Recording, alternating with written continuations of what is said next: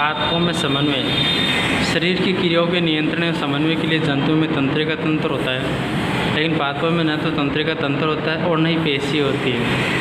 अंत में उद्दीपन के प्रति अनुक्रिया कैसे करता है, ये जो लेक्चर है वो 10th क्लास वालों के लिए है। जब हम छुई के पौधे को हम छूते हैं तो वो मुरझाना प्रारंभ कर देती है, नीचे झुक जाती है। जब एक बीज अंकुरित होता है तो जड़ें नीचे की ओर जाती है, तना ऊपर की ओर जाता है। जानते हो क्या होता है? छुई की पत्तियां स्पर्श की अनुक्रिया से बहुत तेज़ी से गति करती है। इस गति से वृद्धि का कोई संबंध नहीं है। दूसरी ओर नवोद्भिद की दृष्टि गति वृद्धि के कारण होती है। यदि इसकी वृद्धि को किसी प्रकार रोक दिया जाए तब कोई गति प्रदर्शित नहीं हो रहेगा। पादप दो भिन्न प्रकार की गतियाँ दर्शाते हैं, एक वृद्धि पर आश्रित है और दूसरी वृद्धि से मुक्त है। उद्दीपन के लिए तत्काल अनुक्रिया। पहले प्रकार की गति पर विचार करते हैं, जैसे छुई के पौधे की गति, क्योंकि यह वृद्धि से संबंधित नहीं है। पादप को स्पर्श की अनुक्रिया के फलस्वरूप अपनी पत्तियों में गति प्रदान करता है, लेकिन यहाँ कोई तंत्रिका उत्तक नहीं है और न ही कोई पेशीय उत्तक। फिर पादप कैसे स्पर्श का अनुशासन करता है, किस प्रकार अनुक्रिया में पत्तियाँ गति करती है। यदि हम विचार करें कि पौधे को किस बिंदु पर छुआ जाता है और पौधों के किस भाग में गति होती है, आभास है कि स्पर्श वाला बिंदु, गति वाला बिंदु दोनों भिन्न हैं। स्पर्श होने की सूचना संचरित होनी चाहिए। पादप इस सूचना को एक कोशिका से दूसरी कोशिका तक संचरित करने के लिए वैद्युत रसायन साधन का उपयोग भी करती है। तो जो छुई का जो पौधा है, हम उसको छूते हैं तो वो मुरझा जाता है। इसी तरीके से जो उसमें होने वाले जो परिवर्तन हैं, पौधे में जो परिवर्तन होता है वो स्पर्श करने वाला जो बिंदु होता है तथा जो गति करने वाला जो बिंदु होता है वो भिन्न भिन्न होता है। स्पर्श होने की सूचना संचारित होनी चाहिए। पादप इस सूचना को एक कोशिका से दूसरी कोशिका तक संचारित करने के लिए विद्युत रसायन साधन का उपयोग भी करता है, लेकिन जंतुओं की तरह पादप में सूचनाओं के चालन के लिए कोई विशिष्टीकृत उत्तक नहीं होते हैं। अंत में जंतुओं की तरह गति करने के लिए कुछ कोशिकाओं को अपनी आकृति बदल लेनी चाहिए। पादप कोशिका में जंतु पेशीय कोशिकाओं की तरह विशिष्टीकृत प्रोटीन तो नहीं होता, अपितु वे जल की मात्रा में परिवर्तन करके अपनी आकृति बदल लेते हैं। परिणाम स्वरूप फूलने या सिकुड़ने में उनका आकार बदल जाता है। वृद्धि के कारण गति। मटर के पौधे की तरह कुछ पादप दूसरे पादप या बाढ़ पर परतान की सहायता से ऊपर चढ़ते हैं। यह परतान स्पर्श के लिए संवेदनशील है। जब ये किसी आधार के संपर्क में आते हैं तो परतान का वह भाग जो वस्तु के संपर्क में है उतना तीव्र से वृद्धि नहीं कर पाता है जितना परतान का वह भाग है जो वस्तु से दूर रहता है। इस कारण परतान वस्तु को चारों ओर से जकड़ लेता है। आमतौर पर पादप धीरे से एक निश्चित दिशा में गति करता है करके उद्दीपन के लिए अनुक्रिया करके, क्योंकि यह वृद्धि दिशिक है, ऐसा लगता है कि पादप गति कर रहा है। आइए इस प्रकार की गति को एक उदाहरण की सहायता से समझते हैं।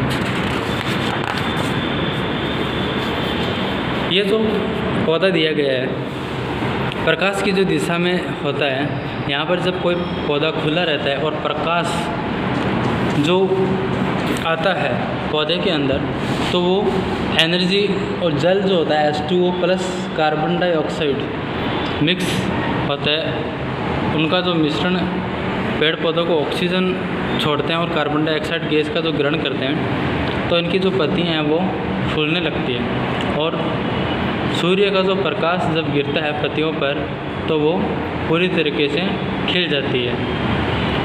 ऐसा ही जो एक बंद कमरा होता है और बंद कमरे में हम उसको एक पॉलीथीन की थैली से ढक देते हैं, तो जो पौधा होता है वो पत्तियाँ उसकी मुरझा जाती है, क्योंकि उसको कार्बन डाइऑक्साइड गैस नहीं मिलती है। और जब सूर्य की किरणें अगर उस पर नहीं गिरती है तो पौधा धीरे धीरे ख़त्म होने लगता है।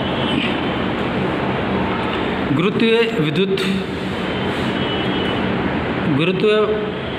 अनुवर्तन दिखाता पादप है, धनात्मक गुरुत्वावर्ती होता है। पर्यावरण जैसे कि गुरुत्व पादप की वृद्धि वाले भाग में दिशा परिवर्तन कर देता है। ये दीक्षी की अनुवर्तन गतियाँ उद्दीपन की ओर से हैं, इसके विपरीत दिशा में हो सकती है।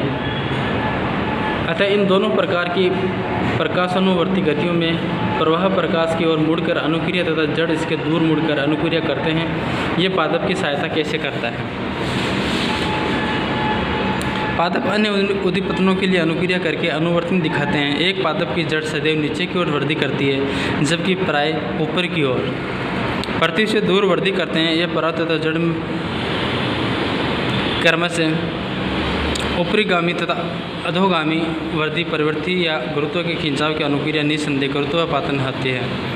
यदि जल का अर्थ पानी तथा रसायन का अर्थ रासायनिक पदार्थ हो तो जलानुवर्तन तथा रसायनुवर्तन का क्या अर्थ होता है। हम इस प्रकार के दिशिक वृद्धि गतियों के उदाहरणों के लिए बाद में विचार करते हैं। रसायनुवर्तन का एक उदाहरण है पराग नलिका का बीजांड की वृद्धि करना। जो रसायनुवर्तन होता है वो जो बीज होता है उसका जो बीजांड की ओर वृद्धि करता है, जिसके बारे में हम अधिक जानकारी जीवों में जनन प्रक्रम का अध्ययन करके समय प्राप्त करेंगे। एक बार हम फिर विचार करते हैं कि बहुकोशिकीय जीवों के शरीर में सूचना किस प्रकार संचरित होती है। छुई मुई में स्पर्श की अनुक्रिया की गति बहुत तीव्र है। दूसरी ओर रात और दिन की अनुक्रिया में पुष्पों की गति बहुत मंद है। पादप की वृद्धि संबंधी गतियों में भी मंद होती है।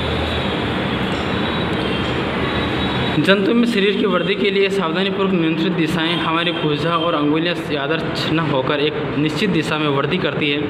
नियंत्रित गति मंद या तीव्र हो सकती है। यदि उद्दीपन के लिए तीव्र अनुक्रिया होती है तो सूचनाओं का स्थानांतरण भी बहुत तीव्र होना चाहिए। इसके लिए तीव्र गति से चलने के लिए संचरण का माध्यम होना चाहिए। इसके लिए विद्युत आवेग एक उत्तम साधन है, लेकिन आवेग के उपयोग के लिए सीमाएँ सर्वप्रथम वे केवल उन्हीं कक्षा तथा पहुँचेगी जो तंत्रिका ऊतक से जुड़ी होती है। जंतु शरीर की प्रत्येक कोशिका तक नहीं है। दूसरी बात एक कोशिका से बहुत आवेग जनित होता है।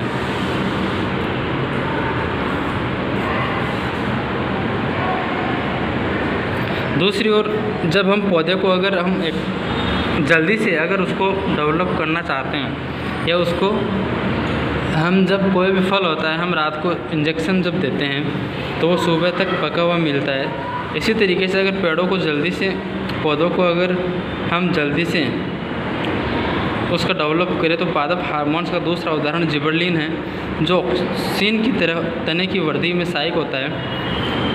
साइटोकाइनिन कोशिका विभाजन को प्रेरित करता है और इसीलिए उन क्षेत्रों में जहाँ कोशिका विभाजन तीव्र होता है विशेष रूप से फलों और बीजों में अधिक सांद्रता में पाया जाता है। ये उन पादप हार्मोन्स के उदाहरण हैं जो वृद्धि में सहायता करता है। लेकिन पादप की वृद्धि संदमन के लिए संकेतों की आवश्यकता है। एबिसिक अम्ल वृद्धि का स्पंदन करने वाले हार्मोन्स का एक उदाहरण है। पत्तियां का मुरझाना उसके लिए प्रभाव सम्मिलित है।